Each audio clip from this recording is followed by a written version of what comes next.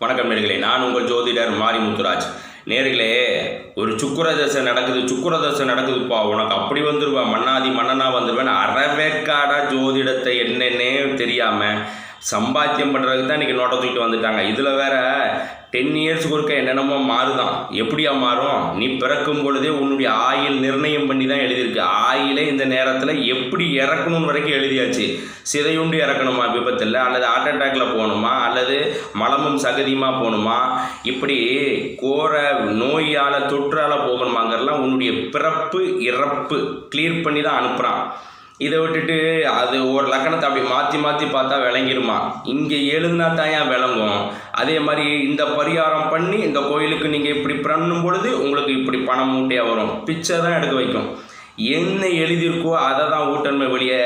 ஜோதிடர் சம்பாத்தியம் பண்ணுறதுக்காக மக்கள் உங்களை அப்படி சல்லாபம் புரிஞ்சு அப்படி இதை பண்ணு அதை பண்ணுன்னு சொல்லிக்கிட்டு இருக்கேன். நீங்களும் பரிகாரம் சொல்லிட்டாருப்பா, நம்ம குடும்பத்துக்கு நல்லா வந்துடும் அப்படிங்கிறது மனப்பக்குவத்திலே போகிறதுனால நம்ம என்ன செஞ்சோமோ அதுதான் நமக்கு விடியுமே வெளியே. விதையொன்று போட்டு சோறையொன்னா முளைக்கும்.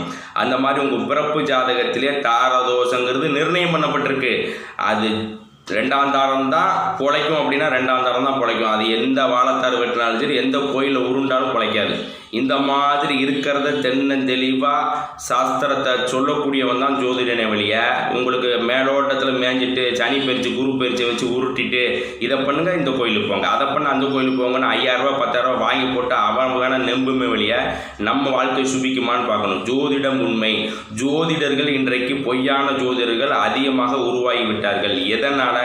மீடியாங்கிற ஒன்றில் எல்லாத்தையும் அடிச்சு விட்டு அவன் பாட்டுக்கு போய்கிட்டு இருக்க. நம்மளும் விளங்குன்னு சொல்கிறவன்ட்டு தான் போகிறோமே வெளியே இருக்கிறத சொல்கிறவன்ட்ட பார்க்கணுங்கிற அந்த பாக்கியம் உங்கள் ஜாதத்தில் இருக்கணும்ல. நேரம் நன்றாக அமையவில்லை என்றால் அவன் மைனஸான ஜோதிடரை தான் பார்ப்பான். நேரம் சாதகமாக அமைந்து நல்ல ஜோதிடரை பார்த்து சிறப்படையும் விதி உள்ளவங்க ஆட்டோமேட்டிக்காக நல்ல ஜோதிடரை பார்ப்பாங்க.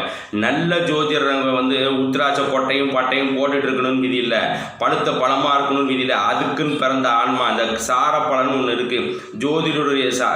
ஜோதிடருடைய ஜாதகத்தில் அந்த பிரார்த்தனை இருக்கணும். கிரகபாசியை புரிஞ்சுக்கிட்டு அப்படி சொன்னால் அப்படி வெட்ட வெளிச்சமாக நடக்கிற மாதிரி அந்த பாக்கியம் உள்ளவர்களே ஜோதிடர்கள்.